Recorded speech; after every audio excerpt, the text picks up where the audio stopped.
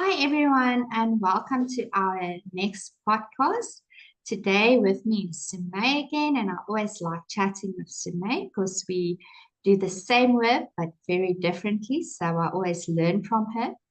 So at Aldeia, we are very passionate about helping children reach their full potential. And the way we do this is through neurofeedback. We have received a lot of questions about what exactly neurofeedback is and how it can help. So we decided to go dig in our archives to go and find some examples of what we can share with you today.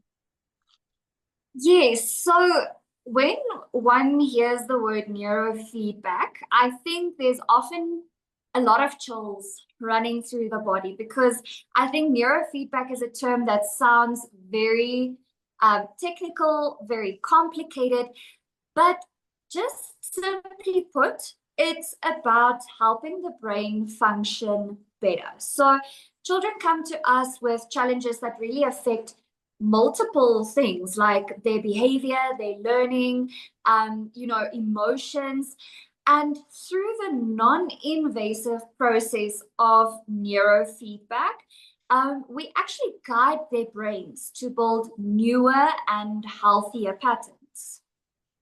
Yes, absolutely. And what makes Aldeia different from other places that focus on behavior, they do not have a one size fits all approach. Yes, we have certain methods, and a method can be applied differently just to give a structure in our sessions. But at the end of the day, every child is, and with the examples we will be sharing with you today, we hope that you can also get an idea of what we have been doing.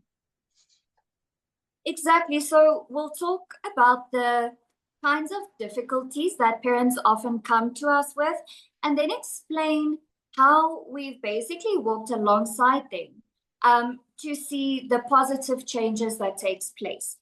So we really hope that these stories will give you a clearer picture of what neurofeedback is and why we are so passionate about it.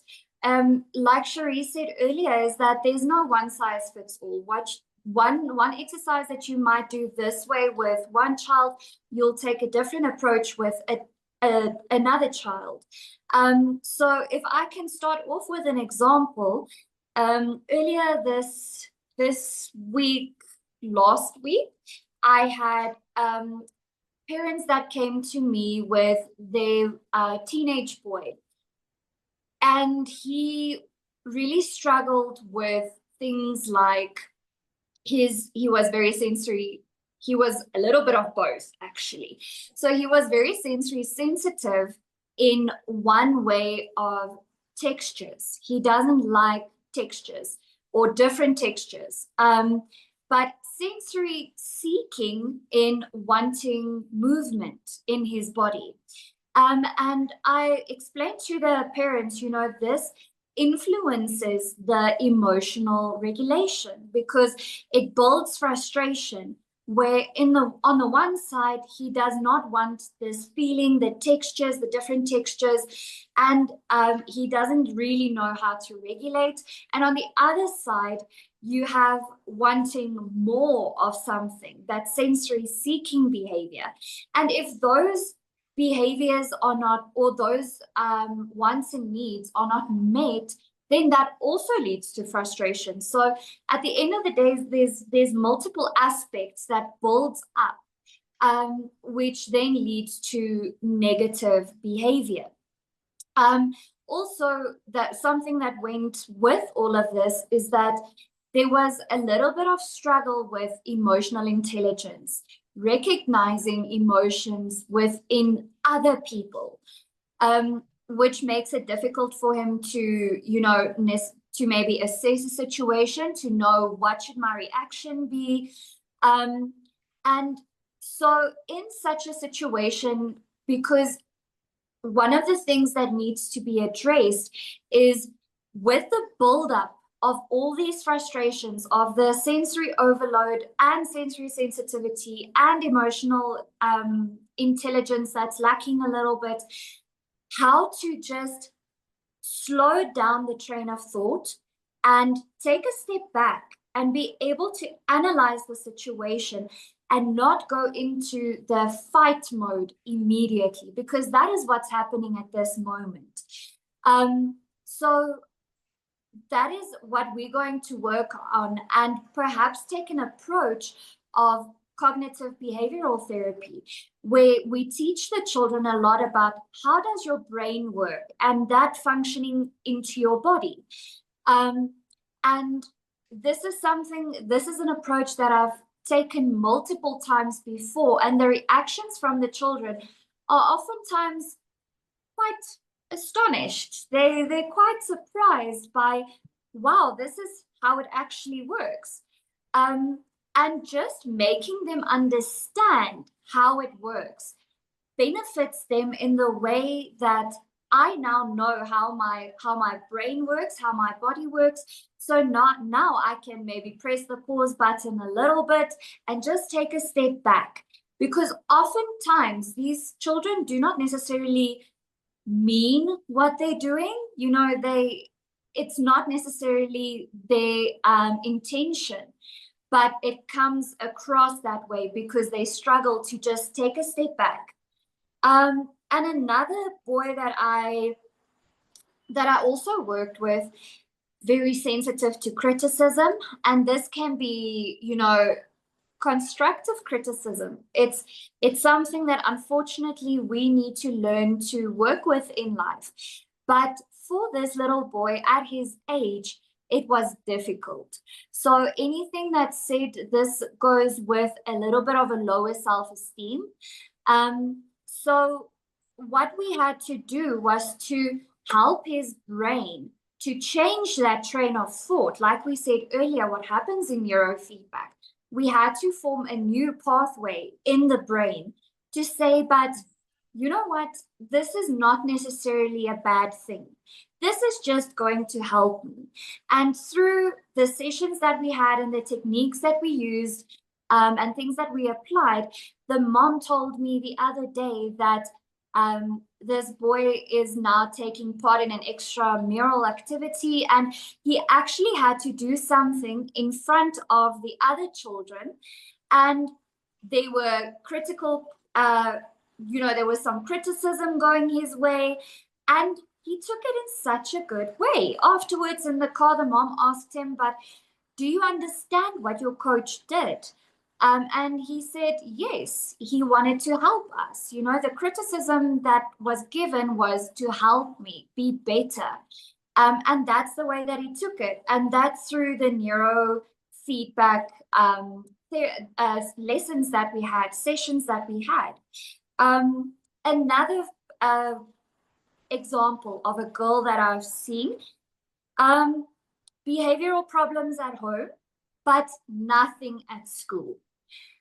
And that is where parents sometimes turn to themselves and they question themselves, because why is their behavior, negative behavior at home, but not at school? At school, there's only positive feedback from the teachers.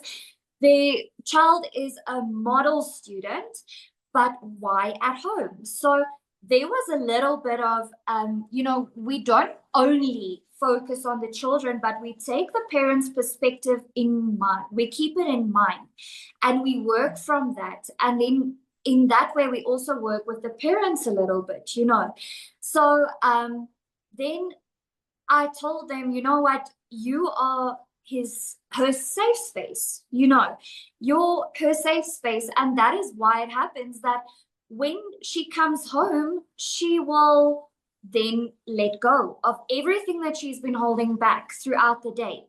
But now we need to teach her, once again, form that new pathway of how can I handle these emotions so that I don't show and I don't get to the negative behavior. And through that, there's so many things that we did. We put some routines into place to give a little bit more certainty about what to expect in the afternoons. We did some emotional regulation, coping mechanisms, and there's so many things that we implemented in order for this girl to be able to regulate before she gets to the point of maybe having a meltdown in the afternoon, and how to communicate a little bit better and why it is important. So that's also very important, is to explain, why are these things important, in order to form that new pathway.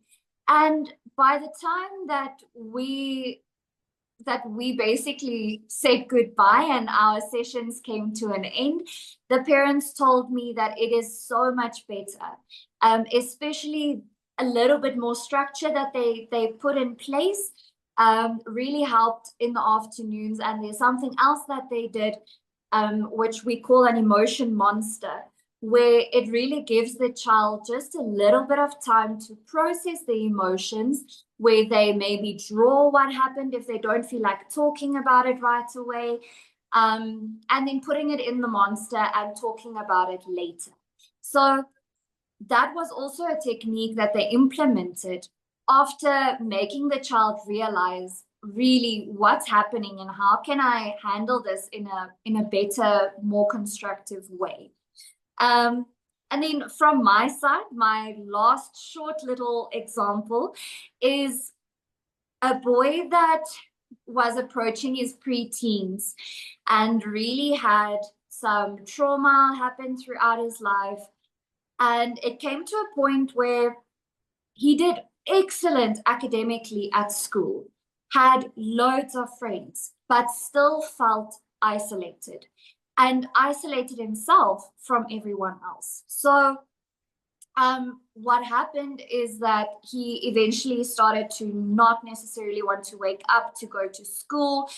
And there were a lot of things to unpack. Once again, teaching him, okay, but using cognitive behavioral therapy, because that often helps with forming that new pathway. And that is when we learned, okay, but instead of thinking about it in this way, maybe let's change it up a bit. Let's take the CBT steps in order to form this new pathway. So it's so many different kinds of approaches that you can take to implement this and to help the children take a new pathway, and a new route to explore new possible ways of doing things and thinking about it. I really love your example, Sumé, because a lot of times when people contact us, they ask us, do you work on specific things? And all of your examples were very different types of behavior, not all just impulsive behavior or naughty behavior or anxiety behavior, and none of your examples, even though some of them very much relate to the kids that I see, none of them are exactly like the kids that I see. So I like that you showed us as well that every child is really unique, and when they come to us, it's really like we start from scratch. Yes, you have seen a child maybe like this before, but you have not seen this child. And that's very important as well. So for my examples, I chose also 4 examples, but I decided to start with a little girl that I saw in primary school that had a big issue with being a perfectionist. So as soon as something was wrong, she would take her eraser and she would erase everything to a point of actually breaking the pages of her book. And if she could not do something 100% correctly, she would throw a tantrum or she would just not do it at all. So her parents really became quite concerned because it was very much an all or nothing approach that a lot of kids with perfectionism have. So neurofeedback by its nature rewards small changes in the brain. And this very much is what we did in her session. So we taught her to break down tasks into manageable steps, to not just try to do this all or nothing, but let's try smaller bits of it.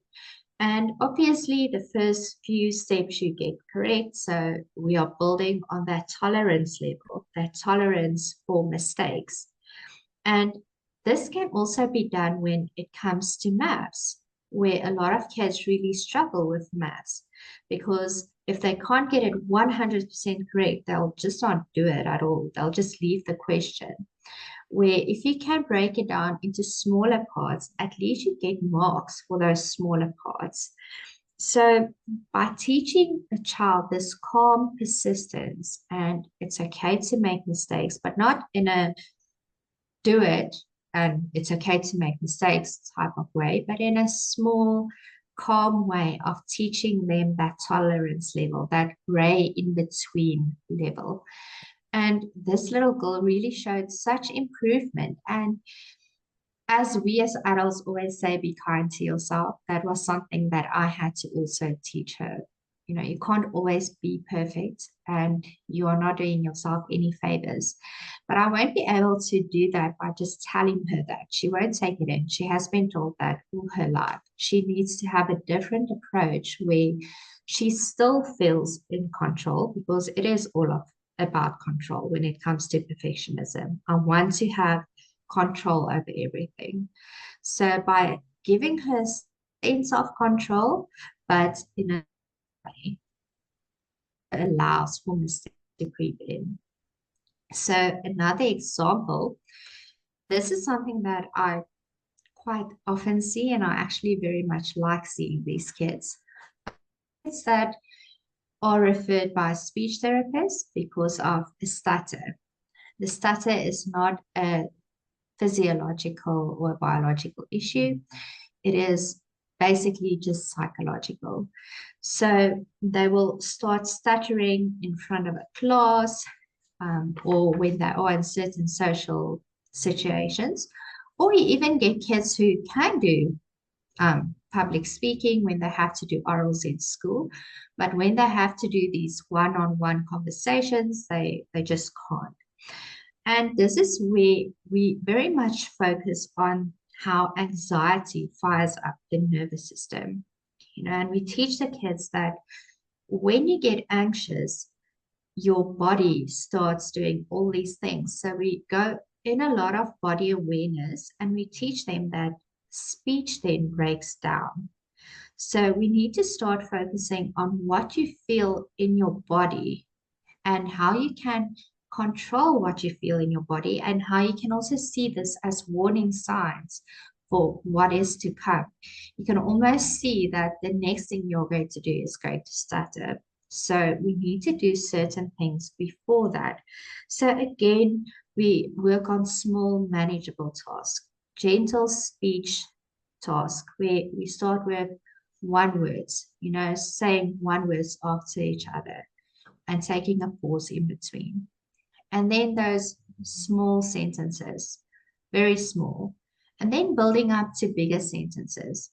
But most of all, we teach the child to focus on their body and to see the warning signs and to do certain things where they, you know, relax the shoulders, don't tense up your jaw. Do things to almost back the things that your body is doing at the moment. So if your body is tensing up, relax your shoulders. So still be in a sense of control of your body by taking deep breaths as you feel your heart rate go up and your breathing speeds up. And it's very much the same with the girl with the perfectionism, where she's being taught you are going to have this meltdown. You need to see what comes before it, and you need to see where you can maybe stop yourself from going into that by having that control. And you know, Sumé, the amount of relief that kids get when they realize that I actually have in my body and in my mind the ability to help myself. It's when that light comes on, it's such a beautiful moment because, you know, I've had to go from this therapist to that therapist to everyone in between, and eventually nobody could help me. And now I can actually help myself.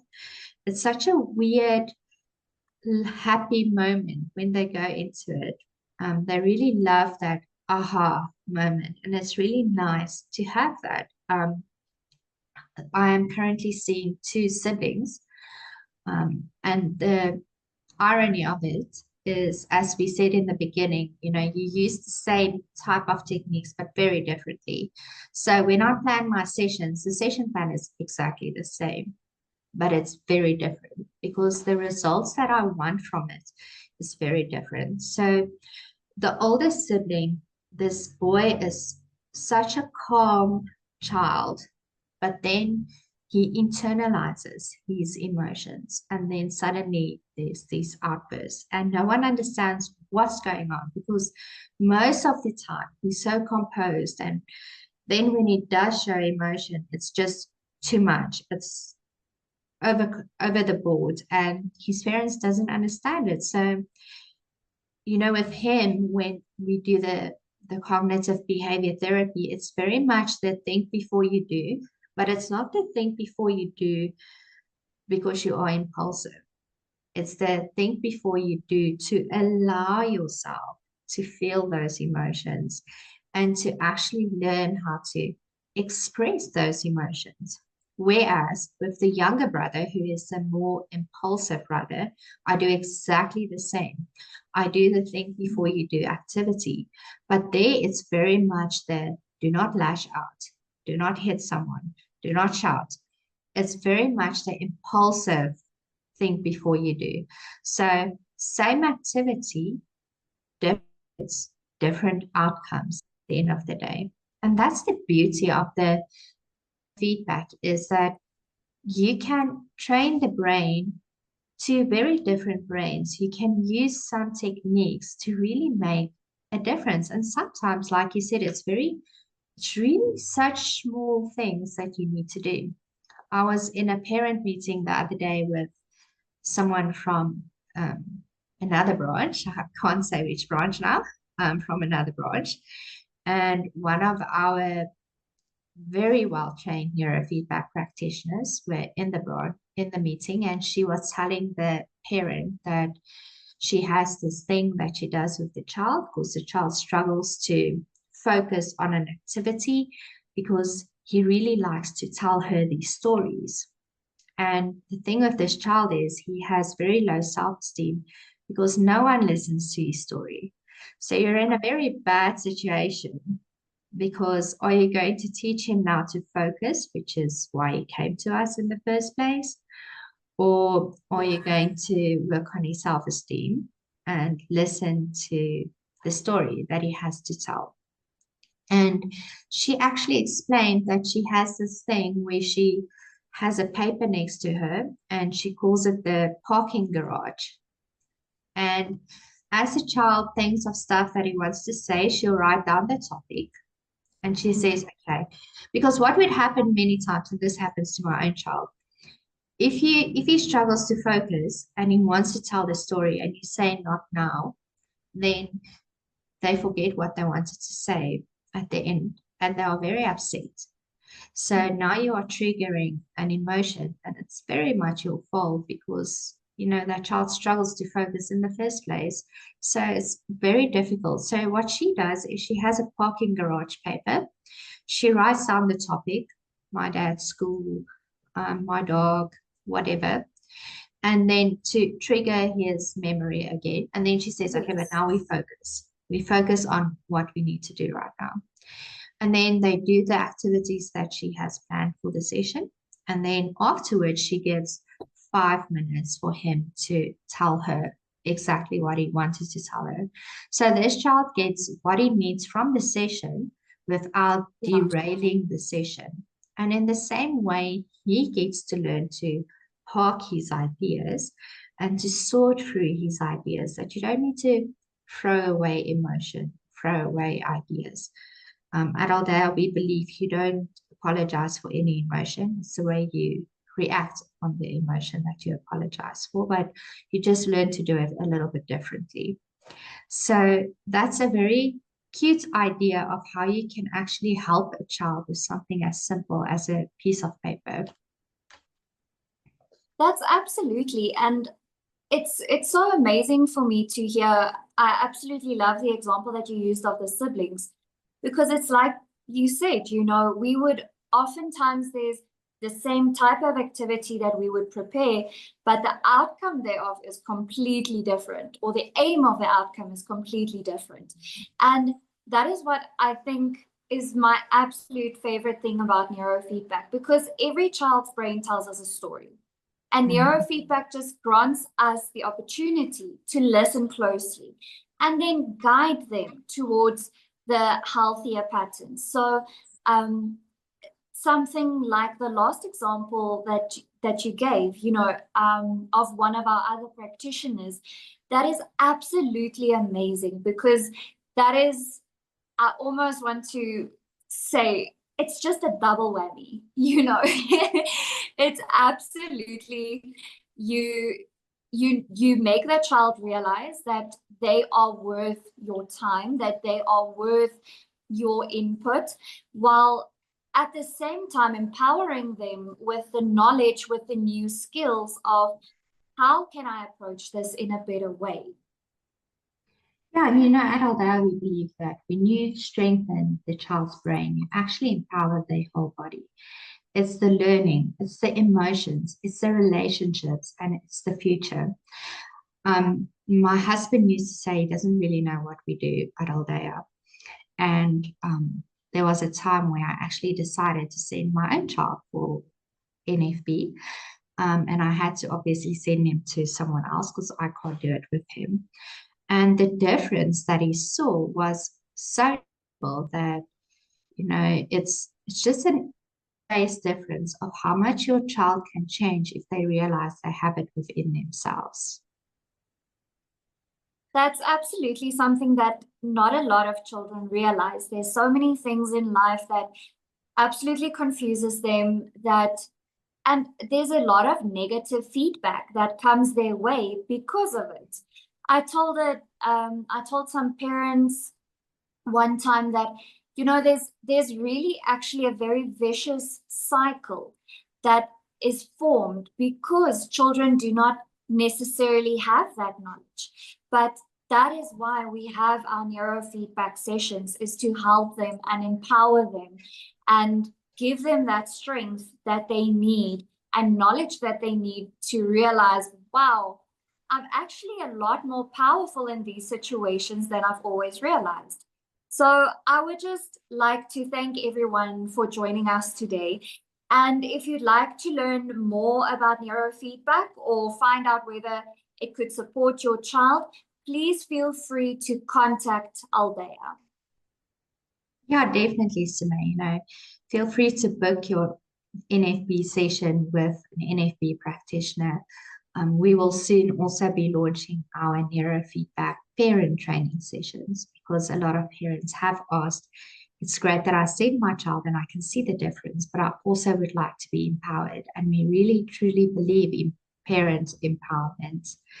And, finally, we've had our neurofeedback and behavior course has been internationally accredited for the change that it can make. So if you feel brave enough and this is something you would like to do, you're also welcome to contact us to enroll in the neurofeedback and behavior course and make a difference in a child's life in your own area.